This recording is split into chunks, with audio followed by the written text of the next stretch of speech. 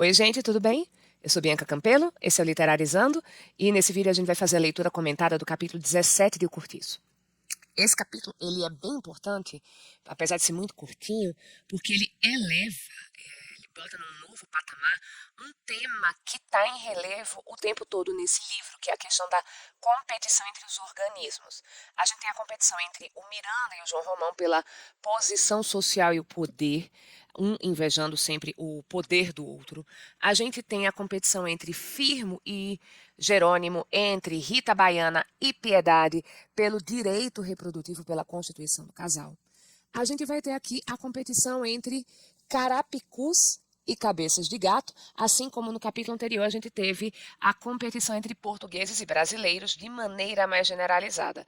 Então, competir por espaço, por poder, por direitos sexuais, digamos assim, é um elemento que está o tempo todo no livro, porque é a lei natural que esse livro vai focalizar em tentar trazer para a gente. As leis do determinismo e as leis da competição pela sobrevivência, ok?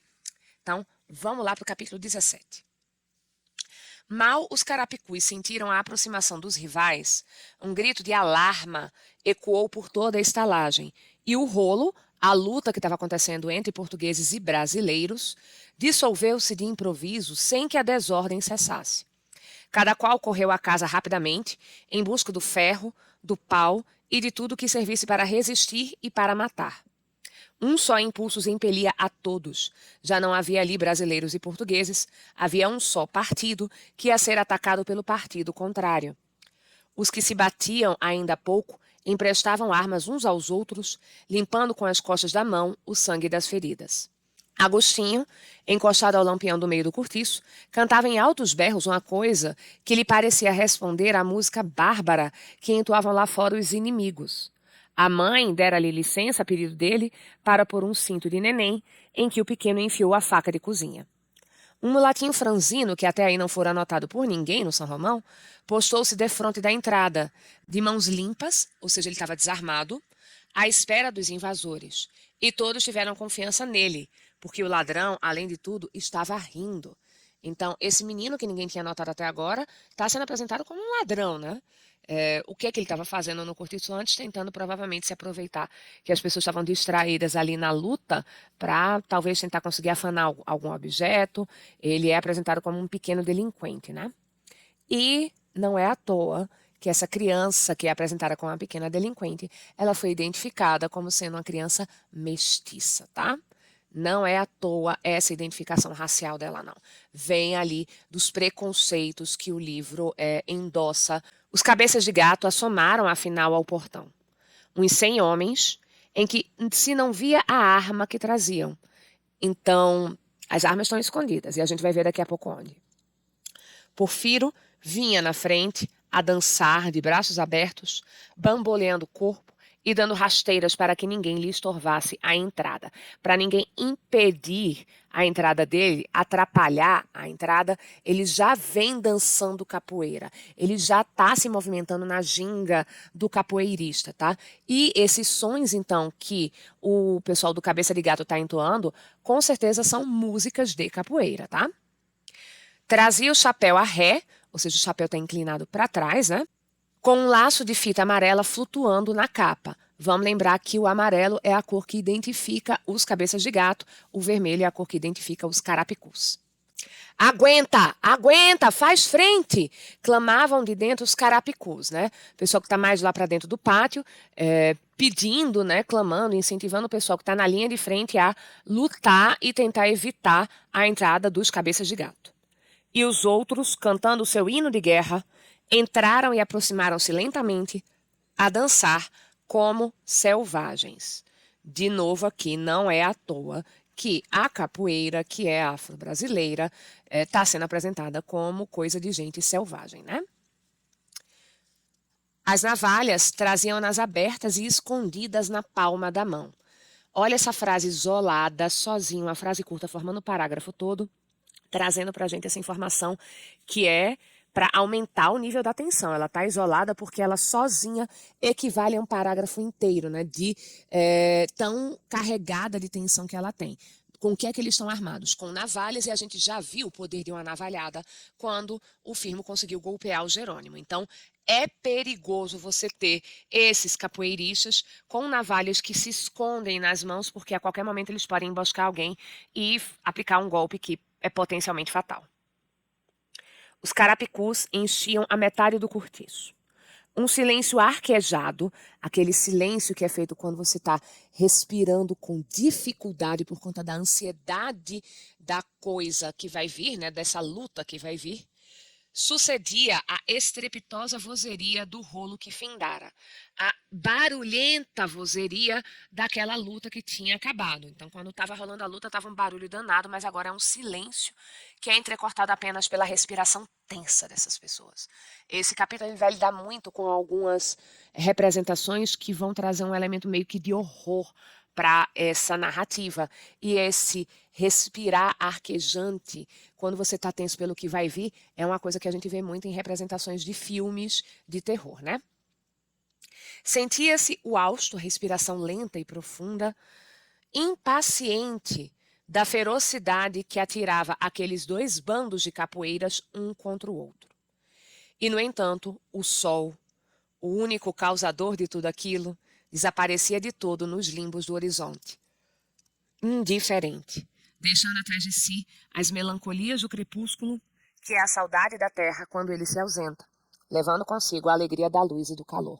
Olha de novo o livro pontuando o sol como sendo esse grande culpado das coisas terríveis que acontecem ali dentro do cortiço. O sol representando a natureza como um todo, mas como sendo o seu principal agente. Vamos lembrar que Jerônimo começou a se modificar pelo sol.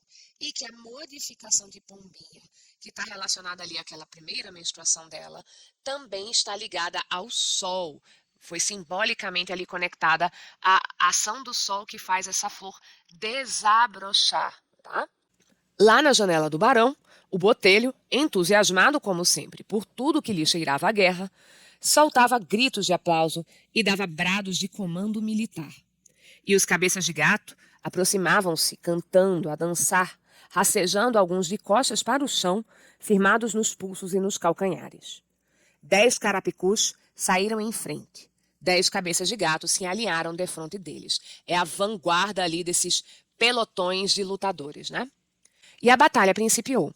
Não mais desordenada e cega, porém com método, sob o comando de Porfiro, que sempre a cantar ou a assobiar, saltava em todas as direções sem nunca ser alcançado por ninguém. Desferiram-se navalhas contra navalhas, jogaram-se as cabeçadas e os voapés. Os voapés vão ser os pontapés, mas principalmente vão ser as voadoras, né, em que os dois pés voam ali no ataque ao inimigo. São os golpes da capoeira, tá? Par a par, todos os capoeiras tinham pela frente um adversário de igual destreza, que respondia a cada investida com um salto de gato. Aqui não é um nome específico de um golpe, é a agilidade deles, né? Eles saltam como gatos. Ou uma queda repentina que anulava o golpe. De parte a parte, ou seja, os dois lados da contenda, as duas partes da contenda, esperavam que o cansaço desequilibrasse as forças, abrindo furo à vitória. Mas um fato veio neutralizar, ainda uma vez, a campanha. Então, essa luta, essa guerra, ela vai ser neutralizada por um fato novamente, ainda uma vez, ainda uma vez. Imenso rebentão de fogo esgargalhava-se de uma das casas do fundo, o número 88. E agora o incêndio era a valer. O fogo, ele está se esgargalhando. Então, é como se ele estivesse gargalhando, né? Rindo as gargalhadas. E isso tanto faz referência ao som, as pessoas começam a escutar o barulho primeiro, como também a velocidade, porque ele está se espalhando muito rápido, tá? Houve nas duas maltas um súbito espasmo de terror. Abaixaram-se os ferros e calou-se o hino de morte. Um clarão tremendo ensanguentou o ar, que se fechou logo de fumaça fulva. Fulva, gente, é um tom meio difícil de definir, porque ele está ali entre o amarelo e o vermelho, porque é um tom de ruiva ali entre o louro, que vai ficando avermelhado, e o ruivo em si, o vermelho. Então, tenta pensar aí num tom alaranjado, tá? Vai ser o mais próximo. A bruxa conseguira, afinal, realizar o seu sonho de louca. O cortiço ia arder. Não haveria meio de reprimir aquele cruento devorar de labaredas. Os cabeças de gato, leais nas suas justas de partido, abandonaram o campo sem voltar o rosto, desdenhosos de aceitar o auxílio de um sinistro, e dispostos até a socorrer os inimigos, se assim fosse preciso. Então, a gente tem um pequeno elogio aqui. Os cabeças de gato são apresentados como leais, no sentido de que, nas suas justas, nas suas lutas, eles não desferem golpes que são baixos, dos quais a outra pessoa não pode se defender. Sinistro, gente, é todo acontecimento que provoca dano, perda, sofrimento e até morte. Por isso que normalmente a gente se relaciona sinistro a acidentes, porque quando acontece um acidente, uma dessas coisas acontece. Mas não tem a conotação de algo que é feito sem intenção, né? Quando a gente pensa em acidente, é algo que foi provocado sem que você tivesse a intenção de causar o dano, causar o sofrimento a outras pessoas. O sinistro ele não tem essa conotação de algo que não é voluntário. Ele tem apenas a conotação de que é algo que provoca sofrimento, dano ou perda, inclusive a perda da vida, tá? E nenhum dos carapicus os feriu pelas costas. Então eles também foram leais aqui, né? A luta ficava para outra ocasião. E a cena transformou-se num relance. Os mesmos que barateavam tão facilmente a vida, aqueles que arriscavam por nada a vida tão facilmente, apressavam-se agora a salvar os miseráveis bens que possuíam sobre a terra. Fechou-se um entra e sai de marimbondos, defronte daquelas 100 casinhas ameaçadas pelo fogo. Homens e mulheres corriam de cá para lá com os tarecos, os cacarecos, as suas quinquilharias, seus objetos de pouco valor, ao ombro, numa balbúrdia de doidos. O pátio e a rua enchiam-se agora de camas velhas e colchões espocados, né, aqueles colchões arrebentados. Ninguém se conhecia naquela zumba de gritos sem nexo e choro de crianças esmagadas e pragas arrancadas pela dor e pelo desespero. Zumba não é aquela modalidade de academia em que as pessoas ficam dançando em ritmo latino para gastar energia, não. É isso também, mas zumba, gente, vem de zumbido, de zumbir. Tá aqui porque essas pessoas foram zoomorfizadas, associadas a marimbondos, que é um dos insetos que vai zunir, né? Quando faz o seu voo, ele está zunindo. Da casa do barão saíam clamores apopléticos, furiosos, exaltados. Ouviam-se os guinchos de Zulmira que se espolinhava com um ataque. Espolinhar é você se jogar no chão e ficar se movendo aí no chão, tá? Então, Zulmira, ela tá rolando pelo chão e esse ataque, gente, vai ser o momento histeria desse livro. No período do naturalismo se atribui muito às mulheres certos ataques nervosos que vão ser chamados nessa época de histeria. E a histeria vai vir do que, segundo as pseudociências da época?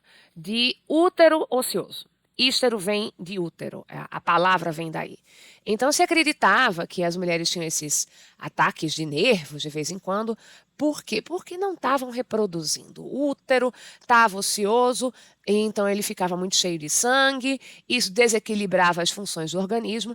Inclusive, frequentemente se vai dizer que a terapia para que o ataque histérico não aconteça mais é o casamento. Isso está, inclusive, no primeiro livro naturalista do Aloysio Azevedo, que é O Mulato. Ana Rosa é apresentada como uma moça histérica. E começou a aparecer água. Quem a trouxe, ninguém sabia dizê-lo, mas vinham-se baldes e baldes que se despejavam sobre as chamas. Os sinos da vizinhança começaram a badalar. E tudo era um clamor. De novo, essas duas frases isoladazinhas para a gente ter a noção do peso delas. Elas não estão constituindo um parágrafo que precisa se desenvolver. Sozinhas elas equivalem a um parágrafo inteiro, tá? A bruxa surgiu à janela de sua casa como a boca de uma fornalha acesa. Estava horrível. Nunca fora tão bruxa. O seu moreno trigueiro, seu moreno cor de trigo, essa cor que você está vendo aí, de cabocla velha, reluzia que nem metal em brasa. A sua crina, olha a zoomorfização, a sua crina preta, desgrenhada, escorrida e abundante como a das éguas selvagens, dava-lhe um caráter fantástico de fúria saída do inferno. As fúrias da mitologia romana, as eríneas da mitologia grega, eram as entidades responsáveis pela punição dos criminosos. Os mitos vão falar principalmente nessas entidades vivendo no inferno e perseguindo as almas daqueles que cometeram crimes em vida, mas vai falar em certos mitos delas perseguindo os homens que estão encarnados, tá? Aqueles que ainda não se separaram do corpo e foram para o Hades. E vai ter versão do mito que vai falar em centenas de eríneas, mas a mais conhecida, até por conta de uma tragédia clássica que tem esse nome, vai falar em 3 eríneas, que são Tisifone, Megera e Alecto. E elas são figuras fisicamente terríveis com asas de morcego e cabelos de cobra, como a Medusa, tá? Então, é assim que a bruxa está aparecendo, como uma fúria, tanto porque ela estaria talvez punindo os moradores do cortiço de seus crimes, como por conta desse visual terrível dela, que ela nunca teve tão bruxa, tão assustadora. E ela ria-se, ébria de satisfação, é como se ela estivesse bêbada por causa da satisfação. Ela não está ali mais com filtro de como agir, né? Sem sentir as queimaduras e as feridas. Vitoriosa no meio daquela orgia de fogo com que ultimamente vivia a sonhar, em segredo, a sua alma extravagante de maluca. E atirar-se cá para fora quando se ouviu estalar o madeiramento da casa incendiada, que abateu rapidamente, sepultando a louca num montão de brasas. E essa, gente, é a morte de Paula. O desfecho para essa personagem é sucumbir ao fogo que ela mesma ateou, é morrer queimada nos escombros. Os sinos continuavam a badalar, aflitos. Surgiam aguadeiros com suas pipas em carroça, alvoroçados, fazendo cada qual maior empenho em chegar antes dos outros e apanhar os 10.000 réis da gratificação. Então, essas pessoas, elas vivem de ceder essa água, tipo um carro-pipa particular que a gente teria hoje, e esse era o preço ali do serviço, tá? Era a gratificação por estar ajudando ali a combater o incêndio. A polícia defendia a passagem ao povo que queria entrar. Então, estava evitando que curiosos entrassem e se colocassem em risco. A rua lá fora estava já atravancada com o despojo de quase toda a estalagem, né? O que sobrou, que eles conseguiram salvar ali da destruição. E as labaredas iam galopando. Então, vejam que a bruxa ela foi comparada com éguas, né, que galopam, e as labaredas que ela provocou também são associadas a cavalos que galopam, né, desembestadas para a direita e para a esquerda do número 88. Um papagaio esquecido à parede de uma das casinhas e preso à gaiola gritava furioso como se pedisse socorro. E esse é o momento que a gente tem muita pena, tadinho ali no meio das chamas, gritando, pedindo socorro. Dentro de meia hora o cortiço tinha de ficar em cinzas. Mas um fragor de repiques de campainhas e estridente silvar de válvulas encheu de súbito todo o quarteirão, anunciando que chegava o Corpo de Bombeiros. O Corpo de Bombeiros do Rio de Janeiro foi fundado em 1856 por Dom Pedro II e por um tempo não foi uma organização de caráter militar. Ela se tornou isso, se eu não me engano, em 1880. A gente não tem aqui o período exato em que a história acontece, mas então, a partir de 56 já tinha Corpo de Bombeiros no Rio de Janeiro, fundado pelo imperador na época. E aí, essas informações que a gente escutou são os sons que anunciam a chegada do Corpo de Bombeiros, mais ou menos semelhante ao som das sirenes que a gente teria hoje. E logo em seguida, aportaram carros à desfilada, né, em série, né, como se estivessem num desfile, aquela fileira, aquela filinha de carros de bombeiro. E um bando de demônios de blusa clara, armados uns de archotes, de tochas, e outros de escadinhas de ferro, apoderaram-se do sinistro, né? Eles se tomaram posse daquele acontecimento terrível, que estava destruindo tudo, dominando incontinente. Imediatamente os bombeiros tomaram conta da situação, dominaram o fogo. Como uma expedição mágica, sem uma palavra, sem hesitações e sem atropelo. O livro, então, está sendo super elogioso, porque eles conseguem fazer aquilo, gente, sem precisar falar, sem nenhum tipo de atropelo. É treinamento, é técnica, tá? A um só tempo, viram-se fartas mangas de água, mangueiras de água, chicoteando o fogo por todos os lados, enquanto, sem se saber como, Homens mais ágeis que macacos escalavam os telhados abrasados, os telhados ardentes, por escadas que mal se distinguiam. E outros invadiam o coração vermelho do incêndio, a dardejar duchas em torno de si, rodando, saltando, piruetando. Olha só que são coisas que você falaria dos movimentos de um capoeirista, tá? Veja só que interessante. Até estrangularem as chamas que se atiravam ferozes para cima deles, como dentro de um inferno, ao passo que outros cá fora, imperturbáveis, com uma limpeza de máquina moderna, com a eficiência de máquina moderna, fuzilavam de água toda a estalagem. Né? De novo aqui essa ideia de atirar. Número por número, resolvidos a não deixar uma só telha enxuta. O povo aplaudia-os entusiasmado, já esquecido do desastre. E só atenção para aquele duelo contra o incêndio. Quando um bombeiro de cima do telhado conseguiu sufocar uma ninhada de labaredas que surgia defronte dele, rebentou cabaixo uma roda de palmas, e o herói voltou-se para a multidão sorrindo e agradecendo. Algumas mulheres atiravam-lhe beijos entre braços de ovação, né? Entre gestos que exaltavam esses grandes heróis. E aqui fica uma subversão bem interessante. A gente tem a expectativa de ver pessoas se matando desde que começou a luta da Piedade com a Rita Baiana no capítulo anterior. Mas a gente termina tendo toda essa luta interrompida em sequência, se interrompe a luta das duas, porque começa a luta dos portugueses e dos brasileiros. Se interrompe a luta deles para a gente ter um outro tipo de luta. Até que a luta deixou de ser indivíduo contra indivíduo, nacionalidade contra nacionalidade, grupo que vive junto versus grupo que vive junto, independente de nacionalidade, até virar uma luta do homem contra a natureza. A gente tem esse processo de gradação da força do inimigo que um ser humano tem que enfrentar. Antes você tem que enfrentar o outro, o indivíduo. Depois você tem que enfrentar o de nação rival. Depois você tem que enfrentar um grupo que é séria a questão do nacionalismo. E agora você tem que enfrentar uma força da natureza profundamente destruidora, tá? E, de novo, essa força da natureza que é grande, destruidora, é o calor.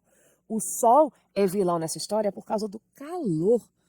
O calor, vamos lembrar, que vai diferenciar o contexto brasileiro do contexto europeu e que vai fazer com que, por causa do calor, o sangue flua muito rápido e aí as pessoas deixam de ser tão fortes e vigorosas, passam a ser muito ágeis e flexíveis e deixem de ser tão caxias, tão rígidas, também no comportamento para serem mais flexíveis e deixem de ser muito trabalhadoras e passem a ser muito criativas e amigas das artes. Olha como isso resume toda a trajetória ali de modificação vivida pelo Jerônimo. E, gente, era o que se atribuía para a força do meio determinista, como um meio físico, em cima de homem nas teorias dessa época. É isso na leitura por hoje. Eu espero que esse vídeo tenha ajudado você na leitura. E se ajudou, eu vou te pedir para deixar aqui um like, para compartilhar o vídeo com quem você conhece que está fazendo a leitura de O Cortiço. Muito obrigada, um beijo e até a próxima.